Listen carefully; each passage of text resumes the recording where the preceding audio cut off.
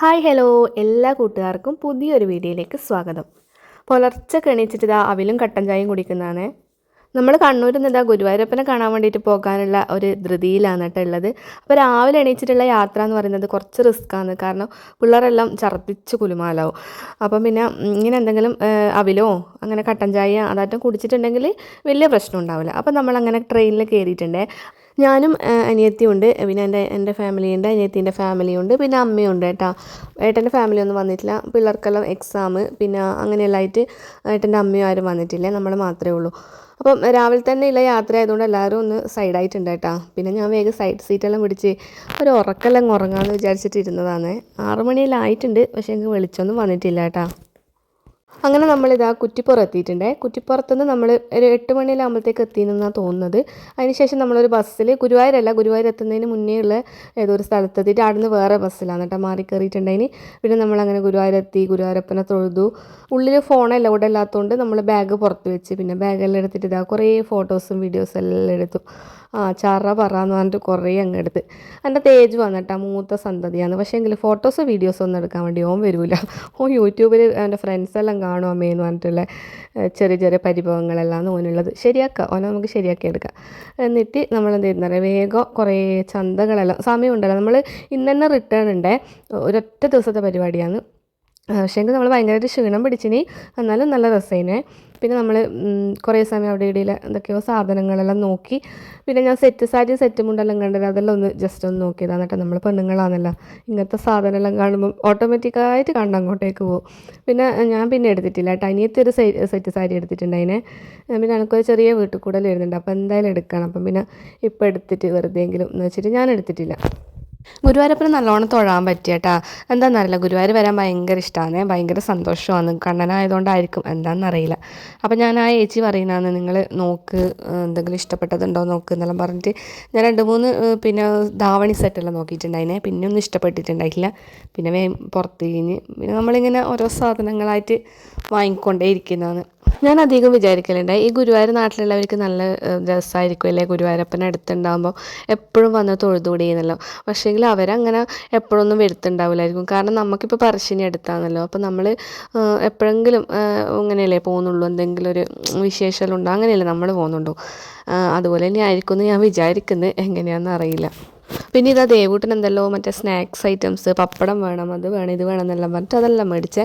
പിന്നെ നമ്മളിതാ വേഗം വന്നിട്ട് അമ്പലത്തിൻ്റെ അടുത്ത് തന്നെ ഇല്ല, നല്ല അടിപൊളി പിന്നെ ബ്രാഹ്മിൺസ് ഹോട്ടലാണെന്നാണ് തോന്നുന്നത്. അവിടെ കയറിയിട്ട് ഇതാ ഉച്ചയൂണ് കഴിക്കാൻ വേണ്ടിയിട്ട് വന്നിട്ടാണ് ഉള്ളത്. കറികളെല്ലാം വളരെ വളരെ വ്യത്യസ്തമാണ് കേട്ടോ. കാരണം നമ്മളെ കണ്ണൂർ സ്പെഷ്യലും കണ്ണൂരിലുള്ള കറികളൊന്നുമല്ല, ഒരുപാട് മാറ്റമാണ് ടേസ്റ്റിലും എല്ലാം. അപ്പോൾ ഇതാ നല്ല വിശപ്പുണ്ടായിനെ. രാവിലെ നമ്മൾ എന്താ പറയുക, കുറ്റിപ്പുറത്ത് നിന്നാണ് ബ്രേക്ക്ഫാസ്റ്റ് കഴിച്ചിട്ടുണ്ടായിന്. മറ്റേ പച്ചക്കായും മമ്പയറെല്ലാം ഇട്ടിട്ടുള്ള ഒരു വറവുണ്ട്, പിന്നെ നമ്മളെ ചീരയും പരിപ്പിട്ടുള്ള ഒരു തിക്ക് ഗ്രേവിയും, പിന്നെ പുളിങ്കറി, പിന്നെ പപ്പടം, അങ്ങനെയുള്ള കുറേ ഐറ്റംസാണ് കേട്ടോ. അരിയിലും വ്യത്യാസമുണ്ട്. നമ്മളെ പൊന്നി അരിയാണ് പിന്നെ നമ്മളങ്ങനെ വീട്ടിൽ വാങ്ങലില്ല, ഒന്നെങ്കിൽ റേഷൻ അല്ലെങ്കിൽ കുറുവ അങ്ങനെയുള്ളതാണ് കേട്ടോ. അപ്പോൾ പിള്ളേർക്കും പൊന്നി അത്ര പിടിച്ചിട്ടില്ല, അമ്മ ഇത് വേണ്ടേനു എന്നെല്ലാം പറയുന്നുണ്ട്. എന്നാലും ഉച്ചക്കത്തെ ആ ഒരു വിശപ്പിനെ എല്ലാവരും കഴിച്ചാൽ. പിന്നെ നല്ല അടിപൊളി ഒരു സേമിയ പായസം ഉണ്ടായിനെ. ആരെങ്കിലും ഗുരുവായൂരപ്പനെല്ലാം തൊഴുത് അമ്പലത്തിൽ കയറി തൊഴുതതിന് ശേഷം മുല്ലപ്പൂ കുത്തലുണ്ടാകും. പക്ഷേ എങ്കിലിതാ ഞാനും വേണ്ട അനിയത്തിയും നല്ല അടിപൊളിയിൽ അമ്പലത്തിൽ കയറി തൊഴുതതിന് ശേഷമാണ് കേട്ടോ മുല്ലപ്പൂ കുത്തിയിട്ടുള്ളത്. ആരും ചിരിക്കണ്ട കേട്ടോ, നമ്മളങ്ങനെയാണ്. അതെന്താണെന്നറിയാം, നമ്മൾ കയറാൻ പോകുമ്പോഴത്തേക്ക് പിന്നെ നല്ല തിരക്ക് ഇങ്ങനെ വന്നുകൊണ്ടേ ഇരിക്കുന്നുണ്ട് അതിന്. അപ്പോൾ ഏട്ടൻ പറഞ്ഞു എന്നാൽ പിന്നെ നമുക്ക് വേഗം തൊഴാന്ന്. പക്ഷേ ഉള്ളിൻ്റെ ഉള്ളിൽ അയ്യോ മുല്ലപ്പൂ വാങ്ങിയിട്ടില്ലല്ലോ, കുത്തിയിട്ടില്ലല്ലോ എന്നുള്ള സങ്കടമുണ്ട്.